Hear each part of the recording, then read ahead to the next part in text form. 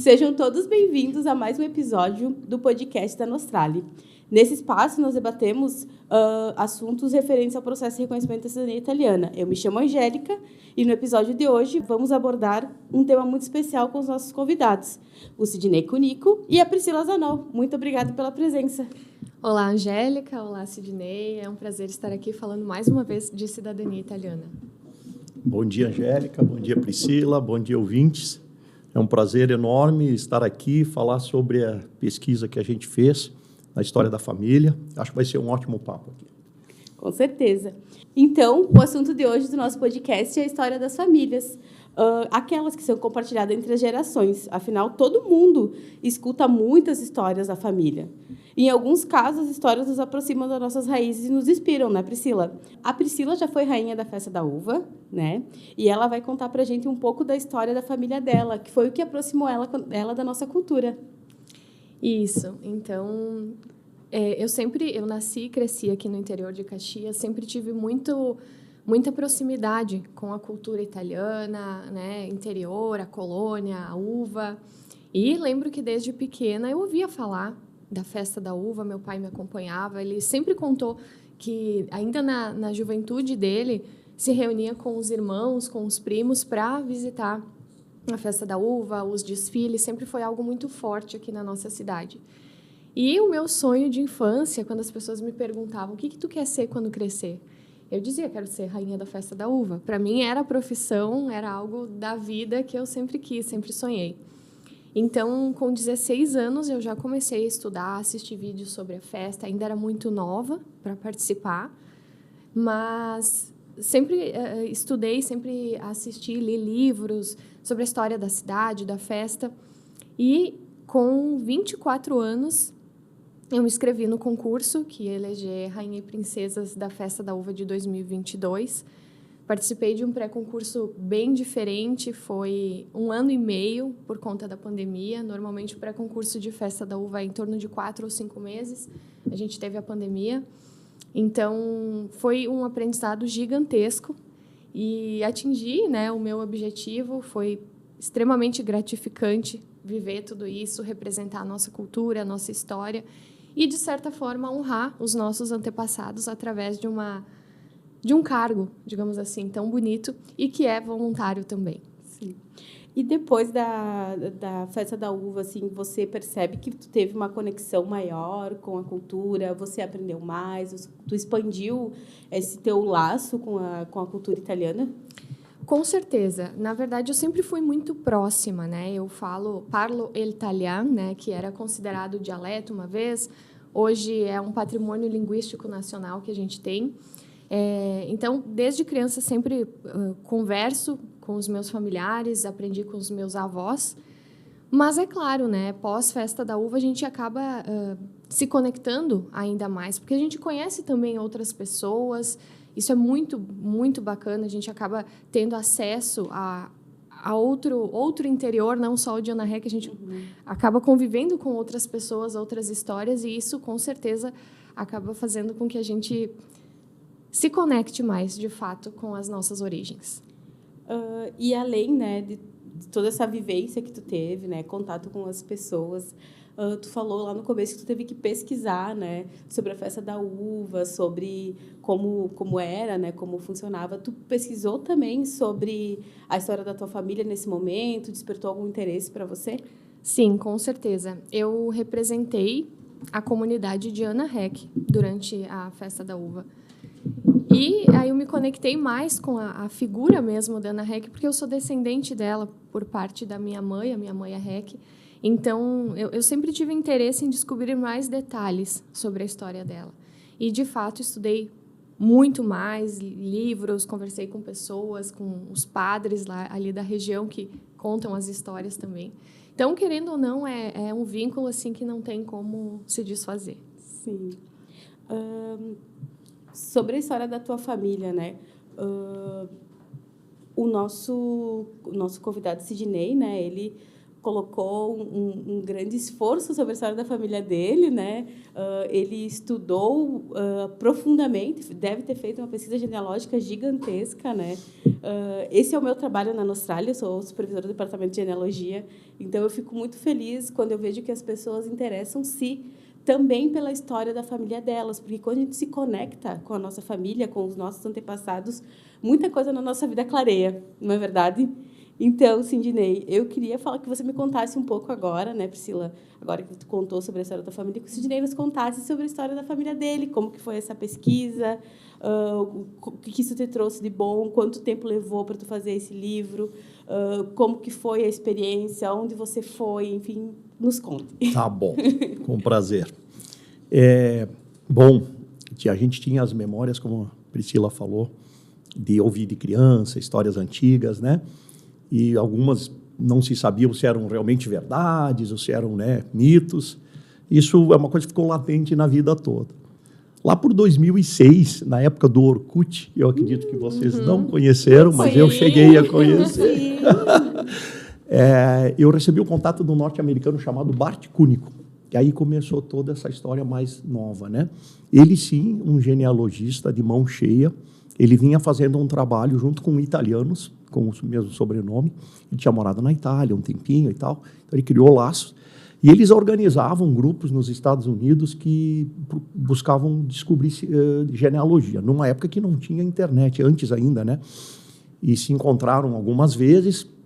Os Estados Unidos é grande, tinha que pegar avião, visitar outra cidade, conheciam primos que não tinham contato e começaram a fazer um rastreamento. E esse pessoal se juntou com algumas pessoas da Itália e eles foram desenvolvendo, então, uma árvore genealógica. Essa árvore, atualmente, tem mais de 20 mil nomes.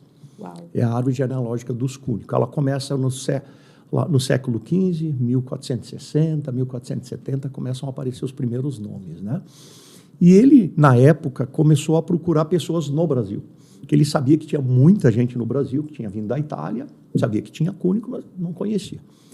Logo em seguida, migrou para o Facebook, que era muito mais popular nos Estados Unidos, e foi ali que teve muita conversa. Ele pediu ajuda para mim, eu falava inglês, conhecia também lá fora, e eu podia ajudar ele, porque ele conversava com as pessoas no Brasil e nem sempre ele conseguia entender as respostas, mesmo ali com tradutor simples e tal.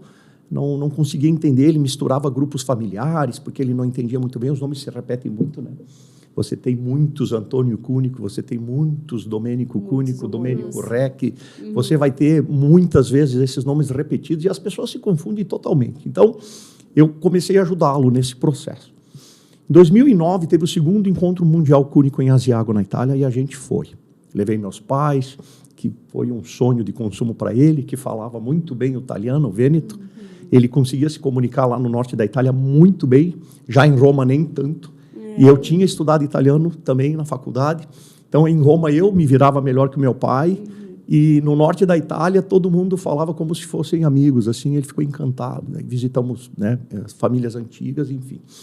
Bom, com base nesse encontro mundial, e depois, em 2013, um segundo, que a gente participou também, aí eu tive acesso a outras pesquisas bem interessantes, de pessoas que tinham pesquisado a história bem antiga da família. E aí a gente volta lá para o ano 1000, né?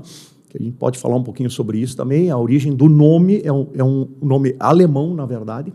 Cúnico. Cúnico vem de König, que pertencia a um subgrupo alemão chamado povo tímbro, que é comum na Itália, até hoje tem estudos. É um grupo que migrou do sul da Alemanha para o norte da Itália, por isso que vocês têm olho claro. Você provavelmente tem uma origem também mais ao norte da Itália, bem mais lá atrás. O italiano que a gente conhece de Hollywood é o mais moreno, ele é o de Roma para baixo. E o italiano do norte, ele tem bastante influência das regiões norte da Itália. Nós também. Então, esse povo migrou lá no ano 1000 para o norte da Itália, algumas regiões ali, Altopiano, que é Asiago e tal. E, a partir daí, lá em 1400, esse pessoal foi surgindo sobrenomes, como a gente conhece, né? E tinha lá um sujeito que se chamava fulano ou König. König, em alemão antigo, é rei, né? Aí a gente pergunta, nossa, mas será que nós éramos reis, né? Não, era todo mundo muito pobre, né?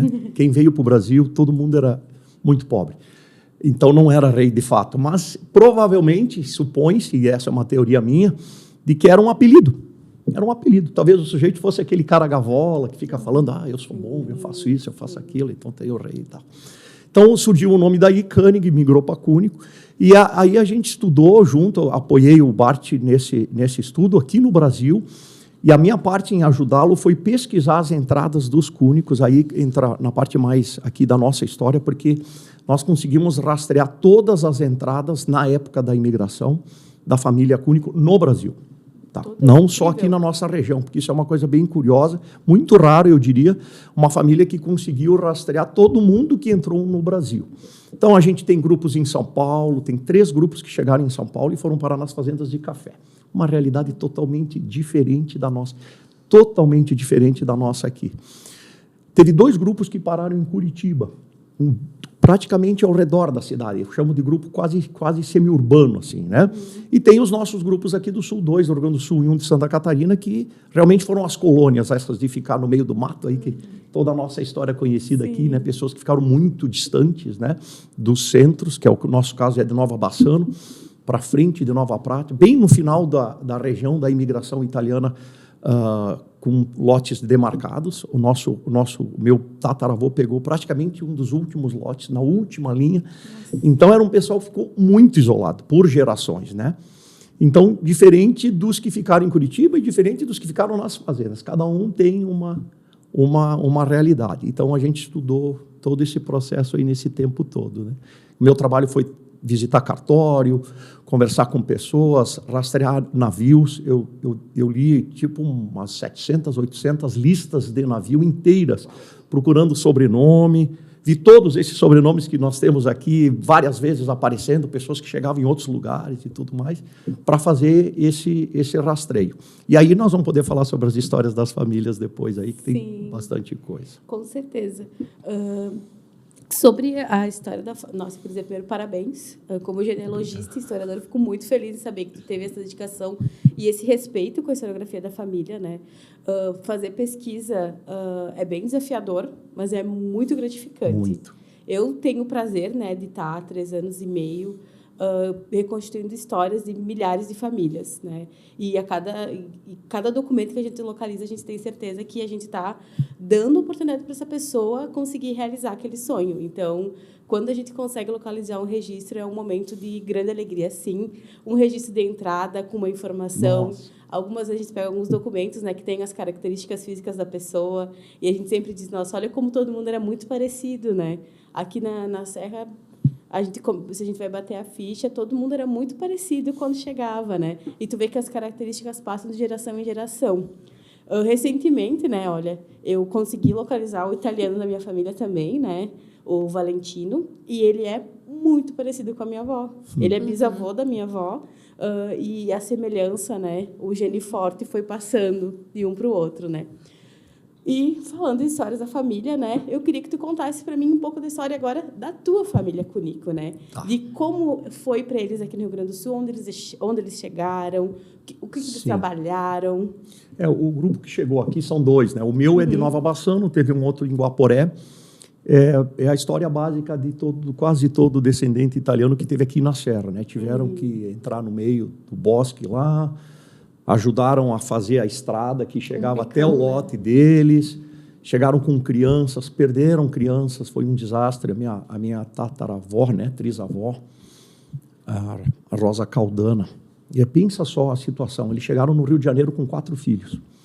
Em Porto Alegre tinham perdido 2 já. Nossa. Por causa das doenças, era muito comum, muita gente morreu, febres diferentes e tudo mais, varíola e tudo mais. Então, eles perderam um menino de 2 anos e um menino de 4. E o meu bisavô tinha 40 dias quando ele saiu da Europa. Uau. Ele chegou aqui com 1 mês e pouco, 2 meses e pouquinho, né? E ele sobreviveu, então já foi uma vitória. Sim. E a irmã mais velha de 7 anos, Domênica, sobreviveu também. Mas veja bem, eles chegaram num país totalmente diferente, não conheciam a língua, não sabiam o que iam enfrentar. Aí são jogados lá no meio do mato, né? E longe de cidades. Imagina, eles tinham que chegar, Alfredo Chaves, que era Veranópolis na época, tinha que atravessar o rio, serra, levava 2 dias de cavalo. Então, eles ficaram realmente muito isolados, né? E no início foi aquilo que a maioria dos que ficaram no interior tiveram que fazer. Eles recebiam uma ajuda importante, até com farinhas, algumas sementes, alguma coisa, mas eles tinham que se virar no seu terreno ali, tinham que construir a sua própria casa, ficavam um tempo embaixo de um pinheiro, né? Aí faziam uma plantação, mas até aquilo vir, né, florescer, crescer e colher, Então, comiam pinhão, pescavam lambari, essas histórias que a gente sempre ouviu, né? Isso foi um fato ali, né? Ficaram realmente muito isolados. Eu comparando com os outros grupos, por exemplo, esses de Curitiba, logo a primeira geração já estava muito bem, economicamente falando, porque eles moravam do lado de uma cidade grande, eles podiam vender os produtos deles, em 2, 3 horas o produto chegava lá na feira da cidade, e aí eles já tinham dinheiro e tal. Não é o caso aqui. Aqui o nosso pessoal morou assim, tipo como índio mesmo, porque eles não tinham nem para quem vender a produção no início, né? Não tinha como extrair, não tinha estrada de ferro, não tinha nem estrada para caminhão, coisa assim.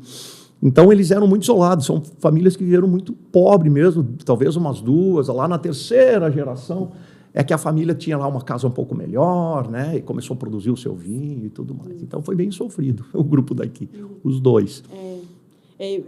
Muita coragem, né? Eles saíram para um lugar com tudo muito diferente, né? E trouxeram sempre famílias inteiras, né? É muito difícil a gente encontrar, logo do início da imigração, um registro de desembarque de uma família, de uma pessoa sozinha, né? Bem difícil. Bem difícil. A gente encontra sempre famílias inteiras com filhos pequenos, grávidas, bebês de dias, às vezes, né? Então, é sempre muito... Sempre que a gente olha, né, para o passado, né? A função do historiador é olhar para o passado, porque aconteceu, né? Sim. Quando a gente olha para lá, a gente vê de onde também a gente herdou muita coragem do que a gente tem hoje, né? Sim. Todos nós somos corajosos em âmbitos necessários e diferentes, né?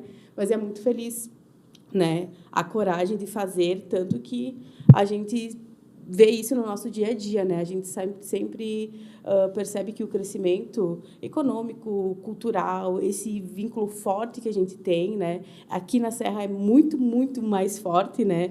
Em São Paulo, claro, nas regiões de imigração italiana também, mas se você for parametrizar, é muito diferente, né? Aqui na Serra a gente é muito mais ligado às nossas raízes, né? E por mais que naquela época, né, eles tenham ficado isolados, a gente percebe pelos registros, né, como a comunidade era unida, né? Como nem todo mundo tinha como ir até a cidade sempre, muitas vezes teve contato com registros, né, com os cartórios. Muitas vezes uma pessoa da comunidade era designada para ir registrar todo mundo que nasceu ou alguém que morreu, né? Porque a comunidade trabalhava juntos, porque naquele momento uns tinham os outros aqui na Serra, né? E já lá em São Paulo era uma situação um pouco diferente. Eles foram para trabalhar com café, como o Sidney falou, e nas plantações de café a organização deles era diferente. Claro, com certeza tinha a união da comunidade, né? Mas eles estavam numa configuração diferente, é que eles estavam construindo um sonho, né? É uma coisa muito bonita de se ver e muito importante para o que a gente é hoje como sociedade. Voltando aos registros, né, que é a minha área, você chegou a localizar todos os registros que tu precisava da tua família, tu conseguiu registros de nascimento, casamento, tu foi a instituições na Itália. Como que foi essa visita? Eu contei com a ajuda de principalmente uma pesquisadora de genealogia da Itália, Elisabetta Papini, uma pessoa formidável, ajudou muitas famílias. Ela fazia essa parte lá, sempre tinha alguma informação para me fornecer, assim, de qual cartório que estava, qual paróquia que estava, né? Eu tive algumas vitórias bem interessantes. Teve uma específica que você falou, quando chega aquele registro, eu escrevi no livro até que quando chegou e eu reparei o que significava aquele registro, eu me lembro que eu saí pulando com ele na mão, como se eu tivesse conseguido uma loteria, porque aquilo criou uma conexão que encaixou um ramo inteiro da família, né?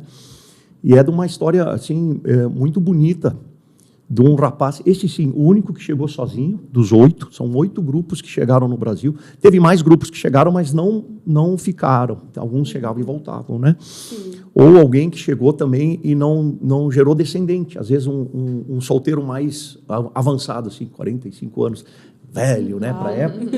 Esse não tinha filho, ficava por ali, acabava falecendo no futuro e tal. Mas os que geraram são 8, geraram um descendente até hoje, né? Um deles que chegou sozinho. Se puder, eu vou contar a história, porque é a história mais interessante que a gente encontrou na pesquisa. Esse menino chegou com 22 anos em 1888. Aí, esse menino, sozinho, com um grupo de amigos. Por que eu concluí isso? Porque nas listas de navio, como você bem falou, normalmente é o pai, que era o capo, a esposa, né? E a lista de filhos com as suas idades. Eles não, eles têm um menino de 22, um de 19, um de 27, um de 23, 7, 8 meninos assim, vieram juntos. assim, conclusão, né? Esse rapaz, 4 ou 5 anos depois, ele está casando com uma das meninas mais ricas do Brasil daquela época, simplesmente. Que o título do capítulo é O Pobre Italiano que Casou com uma Marquesa do Império. Porque quando eu conversei com as pessoas, aí naquela parte da entrevista, alguns diziam assim, não, ele casou com uma marquesa. Eu, como isso pode? Fiquei oriçadíssimo. Aquilo virou obsessão, assim, eu tinha que entender, né? Aí eu pesquisei pelo nome dela, que era a família De Castro, uma família bem tradicional, então tinha muita coisa sobre essa família, eu não consegui conectar nada. E eu fui descobrir, então, um documento lá na Itália, depois que conectou.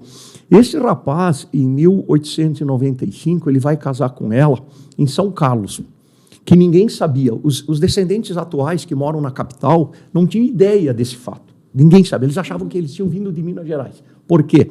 Porque como essa menina era muito rica, o tio dela era um coronel importante, José Gentil de Castro. Tem um livro que conta a morte desse senhor, de tão importante que ele era, porque ele era um monarquista convicto e ele foi assassinado pelos republicanos. Vejam só que interessante. Foi assassinado no trem, quando ele ia para Petrópolis. Isso ele foi assassinado em 1896. A República é de 89, né? Então já tinha passado alguns anos e tal, mas as tensões, né, existiam, isso tem lá as questões políticas. Mas o interessante é que esse senhor era tio dessa moça. E essa família de Castro possuía fazendas importantíssimas. Esse senhor era amigo simplesmente do imperador Dom Pedro II, recebeu visita do imperador Dom Pedro II na fazenda dele. Aí eu fico pensando, até uma dúvida para nós todos, né? Como é que esse menino foi casar com essa moça, né? Foi encontrá-la.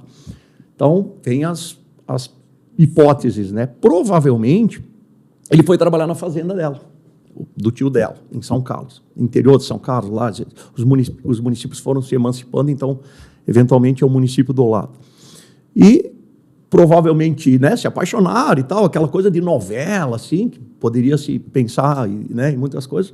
E eles casaram e foram morar em Minas Gerais, na outra fazenda da família, uma fazenda, assim, muito, muito conhecida, que chegou a receber, tem registro, que recebeu visita do imperador. Por isso que era uma fazenda muito importante, né, da família toda. E eles provavelmente assumiram, ele aparece em registros de jornal, lá já em 1905, 1908, por aí, como proprietário de fazenda de café, né? Um italianinho que chegou quase morrendo de fome, é um troço impressionante, né? E eles tocaram a vida deles, tiveram filhos, mas aí a situação em algum momento muda dramaticamente, ela vem a falecer, essa moça jovem, até em 1911, e ele, depois disso, a gente perde um pouco os registros, e eu vou encontrar ele pedindo a cidadania brasileira, porque ele precisava para alguma coisa, na época tinha uma certa exigência, então ela aparece num documento posterior, lá em 1920, alguma coisa. O fato é que esse senhor, aí sim, por memórias de família, Giuseppe Cúnico, que chegou com 22 anos, que casou com uma marquesa que ficou riquíssimo, ele morreu totalmente pobre e miserável. Dizem até que talvez como indigente, porque nunca se soube da família depois, aonde ele foi enterrado e outras coisas assim, não tem registro, inclusive. Não tem, não. Talvez tenha, mas não conseguimos. Eu mesmo procurei todos os cartórios da região, nunca encontrei nada. Os filhos, depois que ele ficou viúvo, ele se casou com outra mulher, mas não teve filhos. Os filhos já tinham crescido, né? Alguns casaram, todos eles migraram para a capital, São Paulo. Por isso que eu chamo o grupo da Grande São Paulo. Mas, na verdade, a origem deles era Minas, que era São Carlos. E eles não sabiam dessa parte da história de São Carlos. Fui eu que consegui com documentos e conversa com as pessoas, assim, eles mesmos ajudando, né, interessados. E a gente remontou essa história. Então, é um fato bem curioso e que deixa a gente pensando, né? O que aconteceu ali tudo, né? Foi muito maluco essa história, né? Sim. A história da família é uma área da história que, durante a graduação, a gente não se aprofunda muito, né? Mas ela é responsável por clarear muitas coisas, né? Muitas coisas fazem muito mais sentido depois que tu entende um pouco da história da família. Da história da família como sociedade, né? A gente consegue entender Por exemplo, né, olha, a história da tua família é vinculada com 2 estados diferentes, uma migração interna. Dentro do Rio Grande do Sul, a gente tem um fluxo muito grande, em algum momento, para Minas Gerais também, sabe, para Santa Catarina. O oeste, né, de Santa Catarina isso, é todo... O pessoal... Todo aí daqui. tem toda essa migração, e tudo isso a gente vai entendendo durante a pesquisa genealógica, né? Por isso que eu tenho tanto prazer em fazer pesquisa genealógica. Para mim, foi, assim... um grato presente, né? Todos os dias eu me deparo com histórias incríveis, né? A Priscila hoje também, né? A gente localizou o italiano da Priscila. Foi um momento bem legal. A gente estava lá no escritório, a gente foi dar uma olhadinha, né, Priscila? Muito rápida ela. Tá aqui o italiano. Tá aqui o seu italiano rápido, né? Porque depois de tanto tempo, algumas coisas, né? Mas sempre tem alguns casos que são mais complexos, né? Eu tenho casos que eu levei 1 ano e meio para resolver. E teve casos que a gente não conseguiu resolver. Porque, como ele falou do óbito, né, algumas vezes o registro não existe, ou foi perdido por algum sinistro, incêndio, enchente, enfim, diversos fatores que acontecem, né? Algumas vezes alguma pessoa de bom coração ia fazer o registro, registrava com um nome totalmente diferente. E essa questão dos nomes. Eu tenho um exemplo, se que puder falar, também é interessante Claro. sobre isso. O nome do sujeito era Domênico Antônio Cúnico. Porém, no navio, ele estava Domênico Cúnico. Porque no navio simplificava, eles não botavam um nome muito extenso. Como é teu nome? Provavelmente, né? Domênico e tal. Domênico Cúnico. E muitas vezes escreviam errado porque não entendiam a língua exata e tal, né? Mas todos os registros posteriores dele, quando casou, 2 vezes inclusive, e quando faleceu, ele aparece como Antônio Cúnico. E aí eu pergunto, como é que a gente descobre o bendito? Nós olhávamos assim, esse é um outro grupo de Vinolândia, bem interior de São Paulo, mais para o norte, e os próprios descendentes querendo fazer cidadania, eu preciso do documento e tal, né? Eu disse, mas como pode? A gente olha no navio, não tem Antônio, e tem um Domênico. E a gente olha a vida posterior da família, aparece um Antônio que não se sabe de onde veio, e o Domênico nunca mais apareceu. Aí um dia um rapaz, Fernando Cúnico, lá de São Paulo, ele disse, olha, eu até estou achando que é a mesma pessoa. Eu disse, poxa, esse troço é interessante. Aí, uma hipótese a gente tem que, né? Sim. Tem que ou elimina ela ou comprova. E começamos a pensar nisso. Aí a Elisabetta Papini, lá na Itália, também sempre dando muita dica. E o que você acha dessa ideia? Pode ser e tal. Mas de onde eles eram, a família não sabia a cidade exata e tal. E foi. E aí eu comecei de trás para diante. Fui pegando, tipo, os irmãos dele, os filhos. De vez em quando achava um registro num cartório específico, porque as cidades vão, né, crescendo, aí o cartório vai abrindo em outra cidade, então tinha que procurar. Até que um dia, essa hipótese foi ficando mais forte e surgiu um nome de uma cidade lá na Itália, essa a Elisabetta nos ajudou, ele disse, procura em tal comuna lá. E aí foi que a gente pediu o documento, tenho ele no livro, e veio o documento da pessoa e estava lá escrito, Domênico Antônio Cúnico, nascido tal dia, fechou com a data, e aí nós tínhamos... Ufa, descobrimos. Sim. E provavelmente Domênico, se a gente pensar, é domingo, né? Ele nasceu num domingo, eu fui pesquisar isso. Domênico era um pré-nome, eventualmente. O nome que a mãe considerou mesmo era Antônio. Mas nasceu num domingo, por homenagem a não sei qual santo, não sei o quê. Vai ser Domênico Antônio Cúnico. Provavelmente a mãe o chamava de Antônio, né? Tanto é que depois... O que eu não entendia, por que ele não citou isso? Porque ele ia casar, né? E por que ele não disse, o meu nome é Domênico Antônio Cúnico, sabe? Sim. E aí tem uma história muito bacana ligada a essa pessoa também, porque ele ficou viúvo logo em seguida, nem teve filho com a primeira esposa. E ele casa, um pouquinho depois, ele casa com uma outra moça, Regina Zampitini, e essa moça tinha ficado viúva na Itália. Aí, 1 ano depois dela ficar viúva na Itália, ela casou com ele aqui, e a gente ficou pensando, eu e esse Fernando, né, como assim foi tão rápido e tal? Vamos pesquisar. Aí começamos a pesquisar lá na Itália. E essa Elisabetta, de novo, me ajudou muito, porque ela mora lá, né? Ela disse, como Natal, nós vamos descobrir, gente, eles eram vizinhos. A comunidade de nascimento e crisma e aquela coisa toda, era 4 quilômetros longe. O que nós entendemos? Provavelmente, quando jovens tiveram, né, um flerte, né, tiveram um namorico, mas não deu certo, ou, enfim, cada um teve o seu casamento, cada um ficou viúvo bem jovem. Ela tinha só um menino, Olibone, o sobrenome dele, era o esposo. Veio e provavelmente trocaram cartas. Eu adoraria ver essas cartas. Sim. Que eventualmente ficou em algum lugar ou foi perdida. A gente não tem muitas cartas, isso é um problema, né? Muito raro encontrar cartas. Vou te interromper agora que eu lembrei de uma história. Eu tenho a minha avó por parte de pai. Depois que ela faleceu, né, foram separar as coisas dela, enfim, e encontraram cartas que ela recebia de um admirador, não sei, de 1941, as cartas. Olha só. Olha só. Aquela caligrafia toda desenhada, e não era o meu avô, então provavelmente era alguém que existia um romance antes, que ele mandava cartas. Mesmo ela, depois de casada, ele ainda mandava cartas para ela, talvez? Não, eu acho que essas cartas eram... agora eu não lembro datas, a data que eles casaram, mas acho que era de antes.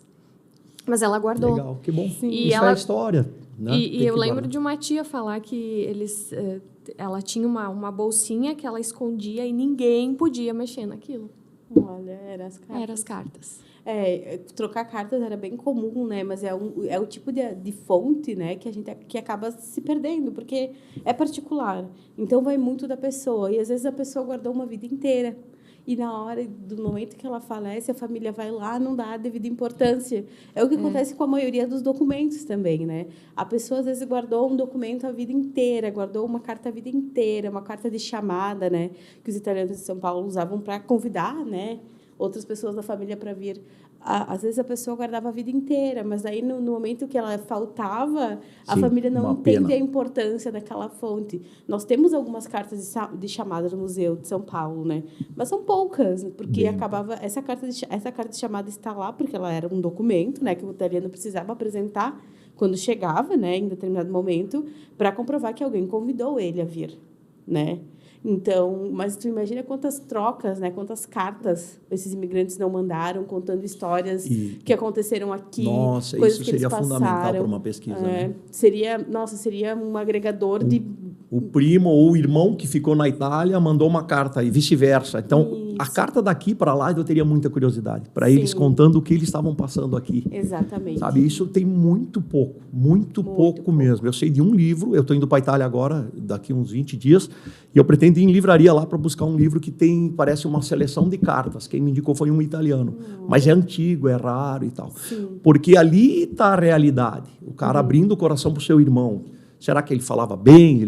Porque aqui tinha aquela coisa, pelo menos eu sou dono da minha terra. Isso realmente era um ganho importante para quem estava aqui nas colônias.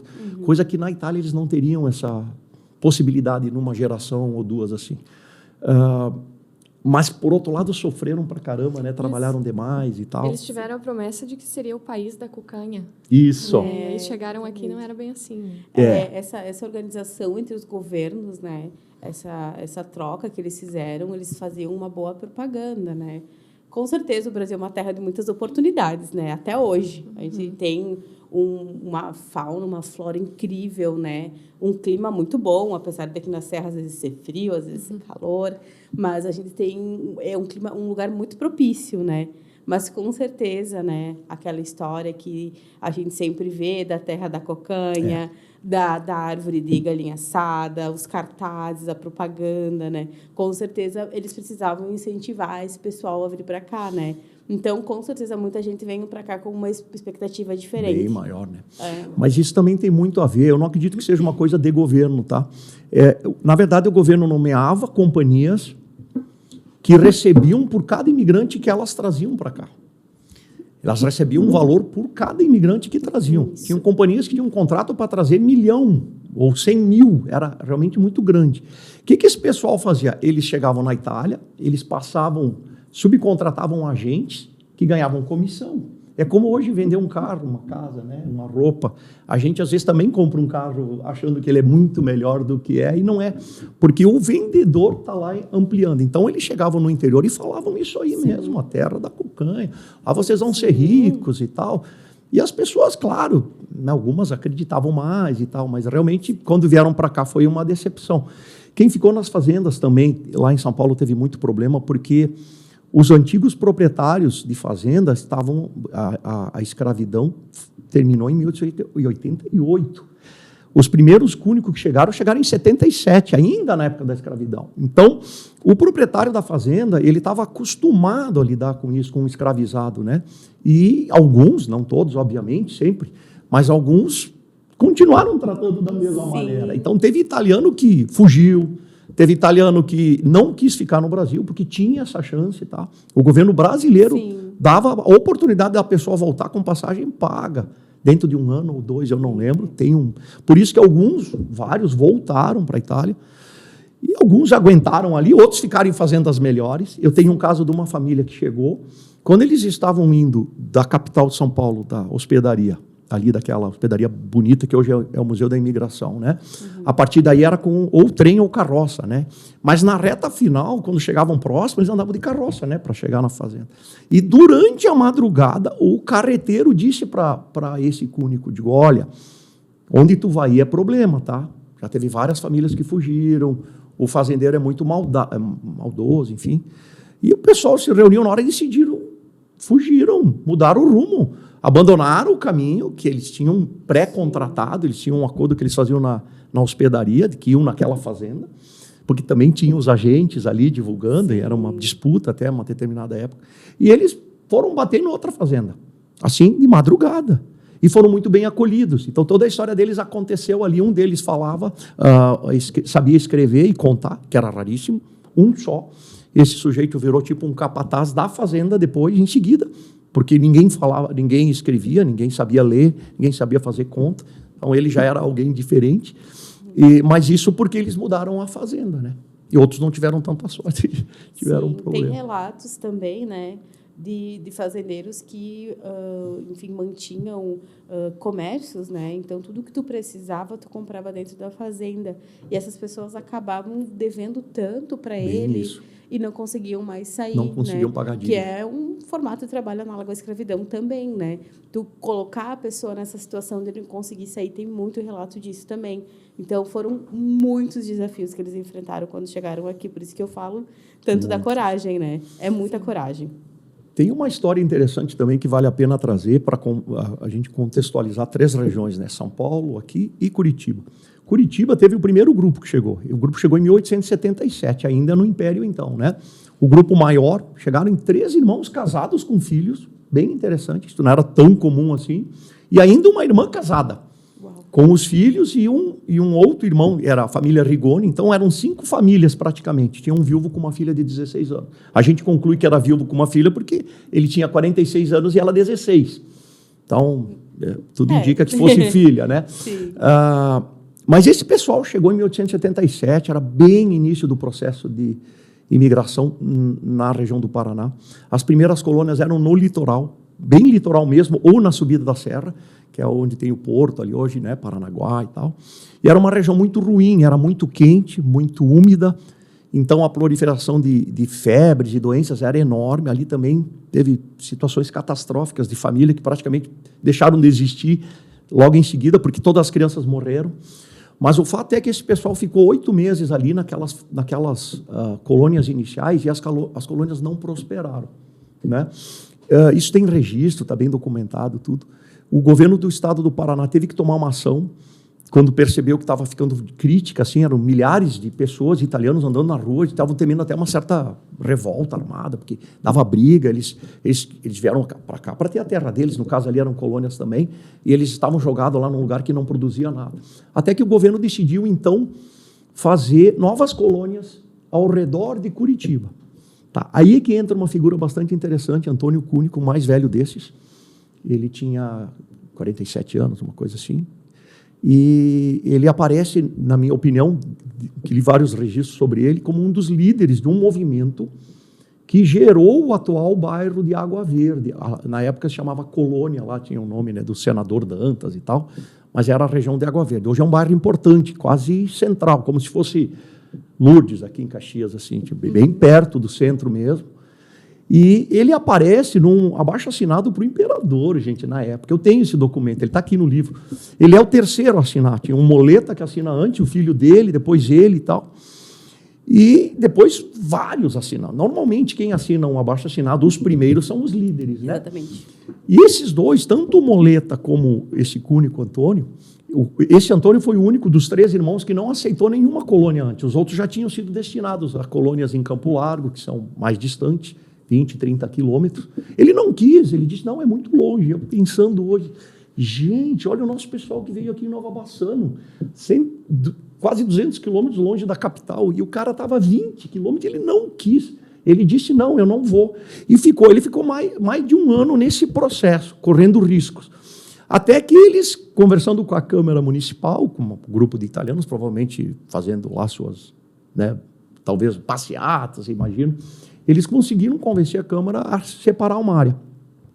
E o governo imperial, recebendo aquela lista, o governo deu ok e deu ajuda, inclusive. E eles acabaram, então, o governo municipal lá gerou essa colônia que gerou o bairro de Água Verde. E esse Cúnico e esse Moleta, os líderes, eu acho que eles receberam as melhores terras, as mais centrais, porque passava uma estrada na frente que dava no centro de Curitiba. Para terem uma ideia, a capela da paróquia até hoje que está lá era da terra do Moleta. E o cemitério era da terra dos Cúnicos. Então era o centro do bairro e eles estiveram ali. Essa família, eu brinco que foi, logo na primeira geração, eles já eram talvez ricos, assim, né? Sim. Porque estavam aí num ambiente já de cidade, as terras eram enormes, eles podiam vender lotes, eles podiam produzir e fizeram isso. Abriram um moinho logo em seguida, etc. e tal. E a família cresceu dentro da cidade de Curitiba, né? Então, é outra realidade. Aqui a gente teve lá a terceira geração que veio morar em Caxias. Isso para quem estava mais no interior, né? Claro, quem estava em Anarec, né? Já estava mais pertinho, né? Já estava em Caxias e tal.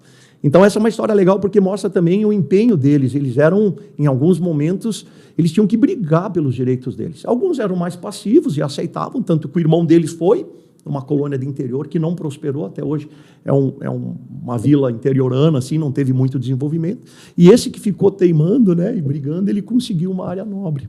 Então, tem assim vários contextos, vale a pena a gente comparar todos eles, né? Sim. Muitas diferenças na história da família, sempre tem muitas nuances, muitos traços, cada família tem uma particularidade, e muita coisa se repete, né, de família para família. Olha, a gente poderia fazer mais uns 4 podcasts para a gente poder contar tudo que a gente vê todos os dias sobre a história da família. Você fez faculdade, está fazendo faculdade de História, né? Bem-vindo, colega. Como que está sendo essa experiência? Você decidiu fazer o livro antes de fazer a faculdade? Como que foi? Eu sempre gostei de História, né? A minha formação é administração, ali na UX. No milênio anterior, eu costumo brincar.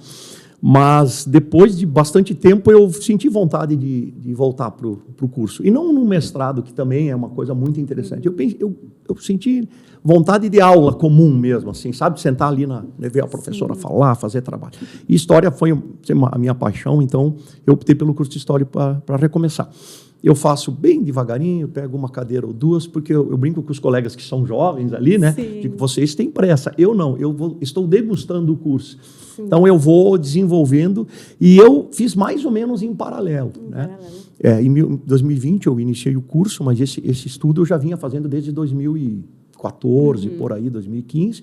E lá em 2021, que eu já tinha tanta coisa porque assim, ó, o livro ele é a finalização de uma série de coisas. A gente tem um grupo no Facebook, mais de 1000 pessoas, que a gente troca muita informação sobre a história. A gente tem a árvore genealógica, a gente tem um mapa no Drive, onde a gente colocou todas as famílias, onde elas ficaram no Brasil, as migrações para o oeste de Santa Catarina, todas, quem foi, em que época, que ano, casal tal. Isso para dar um contexto de geografia junto com a história, né? E aí, quando foi uma prima até, a Rose Cúnico, lá de Chapecó, que um dia ela disse, ô primo, quem sabe tu já não faz um livro, né? Já tem tanta coisa. Daí eu pensei, não, realmente dá para fazer. Daí eu aprimorei a pesquisa para fazer uma coisa um pouco mais, assim, densa, né? E depois disso o livro foi uma consequência, meio em paralelo. Então. Foi meio em paralelo. Gente, nosso tempo está acabando, né? Ai, que pena. Que pena. Queria agradecer muito a presença de vocês dois, né? Foi, para mim, como historiadora, foi um momento muito gratificante, de muito aprendizado. Conhecer a história da família, para mim, é parte da minha missão de vida, assim. Então, eu estou bem feliz nesse momento. Com certeza, a gente vai ter que marcar mais um episódio para a gente poder conversar sobre os outros nuances da pesquisa genealógica, como foi com a paleografia, como que foi ler documento, as bases de dados, tem muitos temas ainda para a gente debater. Muito obrigada pela presença. Priscila, muito obrigada também. Sidney, foi um prazer conhecer você. Sidney e Priscila já é minha colega, eu já conheço.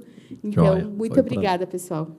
Obrigada e nos vemos mais vezes por aí. Sim, foi um prazer para mim. Sempre que tiver oportunidade, estarei presente. É um assunto que eu gosto muito de conversar. Então tá, muito obrigada, pessoal. Lembrando que para você não perder nenhuma dica, curiosidade e novidade sobre cidadania italiana, pode seguir a Nostrale em todas as redes sociais, pelo @Nostrale Cidadania Italiana. E, claro, para aqueles que querem saber mais sobre a Nostrale e como podemos ajudar você no reconhecimento da sua cidadania, é só acessar o site nostrale.com.br. Obrigada e até o próximo episódio.